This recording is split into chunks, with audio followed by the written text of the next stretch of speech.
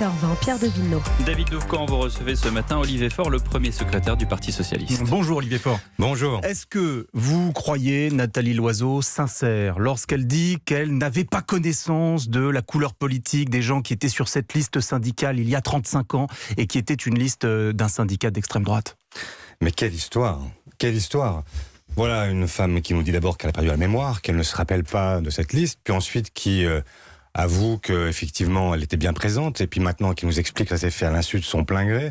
Elle était quand même en 4e année de sciences politiques, donc peut-être faut-il supprimer aussi Sciences Po après l'ENA, parce qu'il y a quand même un problème à ce niveau d'études, ne pas reconnaître une liste de gauche d'une liste d'extrême droite, c'est une difficulté. Mais je veux bien admettre le fait que tout ça est assez ancien et que c'est un péché de jeunesse et qu'il y a 35 ans, elle n'avait pas forcément les idées d'aujourd'hui. Oui, mais vous mettez en cause sa sincérité dans sa réponse. Est-ce qu'elle ment? Est-ce qu'elle ment selon vous dans sa réponse? Elle est pour le moins confuse. Mais ce qui me gêne plus encore, et même plus que toute cette polémique sur son histoire passée, c'est son histoire présente.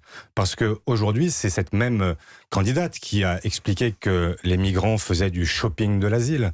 C'est cette même candidate qui aujourd'hui soutient une politique qui refuse l'Aquarius. C'est cette même candidate qui nous explique aujourd'hui qu'en réalité nous faisons déjà trop pour les réfugiés du droit d'asile.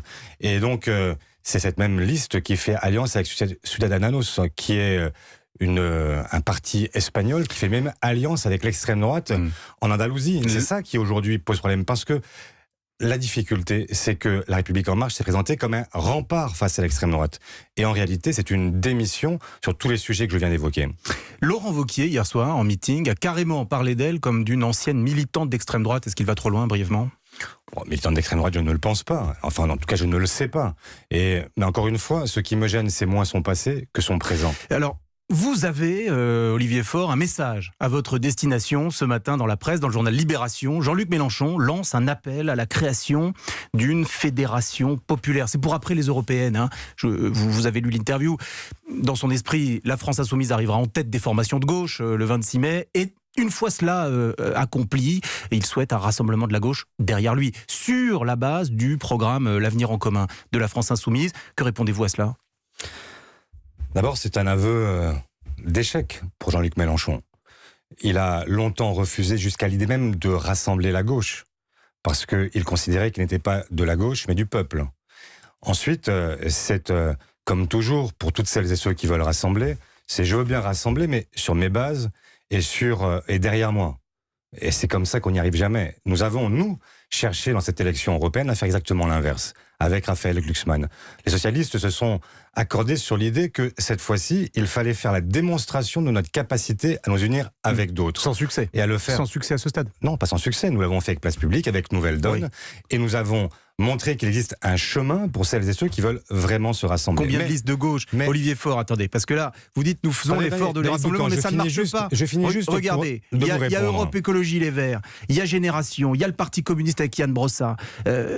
Si on fait le total gauche hors France Insoumise, c'est 20,5% si on prend le dernier sondage Harris.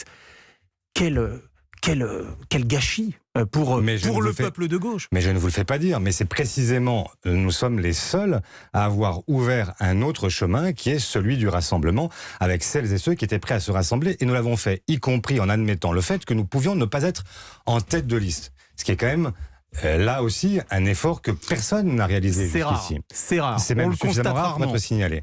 Ensuite, ce que je dis à Jean-Luc Mélenchon, pour terminer sur la réponse que je lui fais ce matin, c'est que moi je veux bien rassembler la gauche. Et c'est même ce pourquoi je me bats depuis des mois et des mois. Après avoir appelé le premier à des combats communs, c'était en août dernier.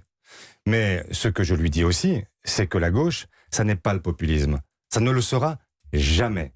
Bon. Jamais. Donc cela suppose de sa part qu'il fasse aussi ce pas-là et qu'il abandonne cette idée folle. Parce que moi je considère que la gauche, elle n'a rien à voir avec le populisme pour une raison très simple. C'est que la gauche, c'est la raison contre les passions. C'est la raison contre la démagogie. C'est la raison contre toute forme d'espérance vaine. Je suis pour l'action contre l'espérance. Et bien donc, ça suppose effectivement aujourd'hui que Jean-Luc Mélenchon fasse non seulement des proclamations, mais qu'il aille plus loin encore et qu'il cherche réellement le rassemblement, ce qui n'est pas le cas aujourd'hui. On vous écoute à ce stade, la création d'une fédération populaire telle que l'appelle de ses voeux Jean-Luc Mélenchon ce matin, un peu de chance en tout cas d'avoir avec elle le Parti socialiste. Alors, mais aussi tout simplement parce qu'il y a une question qui nous divise, c'est la question européenne. Oui, on va y venir, Olivier Faure. Parlons de votre candidat, Raphaël Glucksmann. Avant sa nomination, le PS était sondé ou testé à 5,5. Là, on est plutôt à 6,5. Bon, c'est un peu mieux, mais ça ressemble au score de Benoît Hamon au premier tour de la présidentielle. Vous avez pris un risque, premier secrétaire, en nommant quelqu'un qui est un novice, qui n'est pas du sérail socialiste. Si ce score devait rester à ce niveau si bas, est-ce que vous en tireriez les conséquences et quitteriez votre poste de premier secrétaire, Olivier Faure ? Remarquez une chose, c'est que Benoît Hamon a fait 6%. Il était à l'époque le candidat du PS. 6,35. Le candidat de Génération.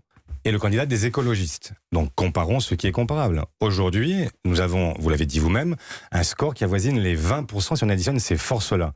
Et donc, en réalité, nous avons les uns et les autres à ramener une part de notre électorat vers différents partis. Mais là où il y avait une offre unique à l'élection présidentielle, c'est une offre qui est aujourd'hui divisée. Non, mais 6,5 pour le Parti socialiste, Olivier Faure. Mais est-ce que ce sera votre responsabilité ? Est-ce que ce sera votre responsabilité ? Mais ce que je vous dis, c'est que si vous prenez simplement le score de Benoît Hamon aujourd'hui, entre 2,5 et 3, celui du PS entre 6,5 et 7, ça fait un peu plus de 10%. Et donc, moi, ce que je vous dis, c'est qu'il y a déjà une progression, qu'elle n'est pas suffisante et que ce que nous devons viser, c'est un score qui nous mette dans une situation où nous puissions effectivement demain être en mesure à nouveau de rassembler la gauche, d'être un pôle de stabilité à gauche, parce que c'est l'absence de ce parti central à gauche qui fait aujourd'hui qu'il y a une division qui l'accable.